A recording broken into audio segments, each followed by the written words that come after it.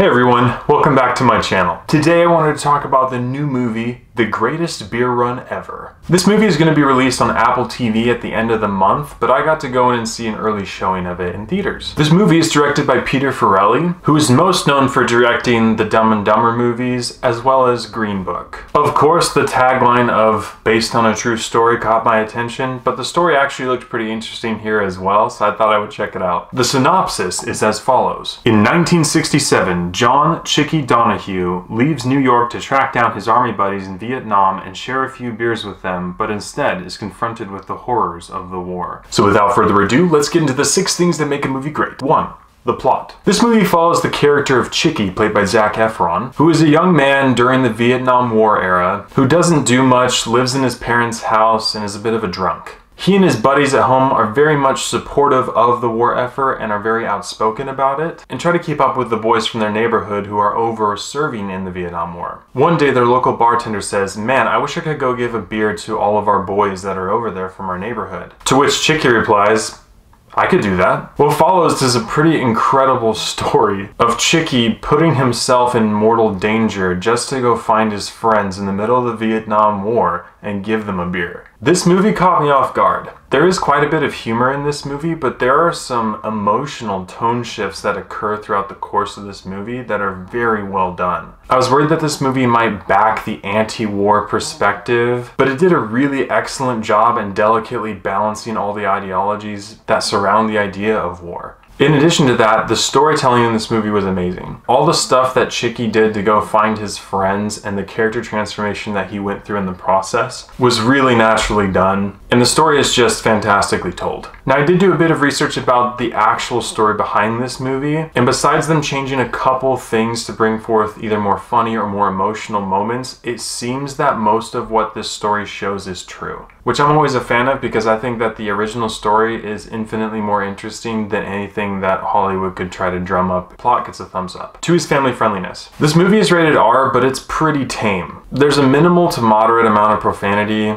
and you see some war violence. Some of the most disturbing things you see on screen are dead bodies, including a couple of dead bodies of children, which I feel is most of the reason why this movie is rated R. But one of the most important things about this movie, I think, is that it didn't push the boundaries of an R rating. It was very close to being PG-13. So for me, family friendliness gets a 50-50. 3 is acting and script. All of the acting performances in this movie were great. I feel like Zac Efron has been on a bit of a bad streak lately with movies, but in this movie he showed that he is still a top-tier relevant actor and that he has a bit more range than I think people originally thought, because he was getting typecast quite a bit. And I also really liked the performance of Russell Crowe. He was mostly in the second half of the film, but he had a decent amount of screen time, and I thought his acting performance was great. And the script of this movie was awesome as well. It had a really good balance of humor and emotional depth.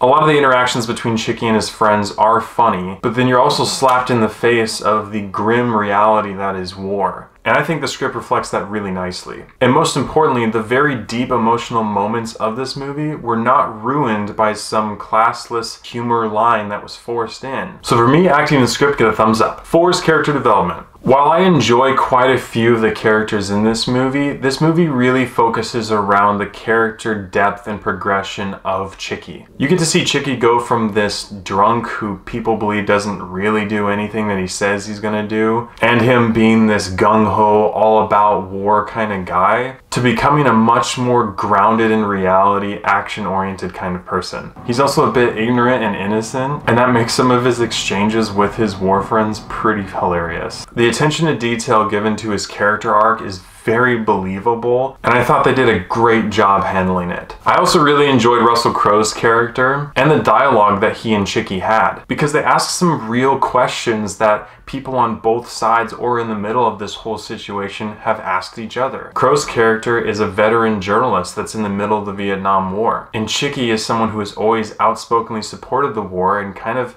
hates journalists because they always seem to report on negative things. So we get to see that conversation happen, and it's handled with dignity. So character development gets a thumbs up. 5 is visuals and CGI. My cousin and I were talking after this movie, and we realized that it was not made for the theater. And what I mean by that is a lot of the bigger shots were pretty blurry because it wasn't meant to be shown on a screen that big. I think the movie's very well shot. I just think that putting it on a huge screen didn't do it any favors. And you can tell that some of the CGI is pretty low budget. But while I feel like it changed the visual experience of watching it in the theater, it didn't take away from the overall quality of the film or distract me from it. So I have to give visuals and CGI a 50-50. And 6 is rewatchability. This movie is 2 hours and 6 minutes long, and while it's funny and adventurous and emotionally volatile, it is a bit of a slower film. But because of the incredible story that it tells and the way that it handles its conversations throughout the film, I found myself really enjoying this movie. It's funny when it can be, it's emotional when it needs to be, and when you come to the end of the film, you're just like, I can't believe that actually happened. So while I don't feel like it's a movie that I would frequently watch, I have to give rewatchability a thumbs up. With all these areas considered, I have to give The Greatest Beer Run Ever an 8.5 out of 10. This movie had great acting performances, it maturely handled its dialogue and concepts, it was enjoyable and funny from start to finish,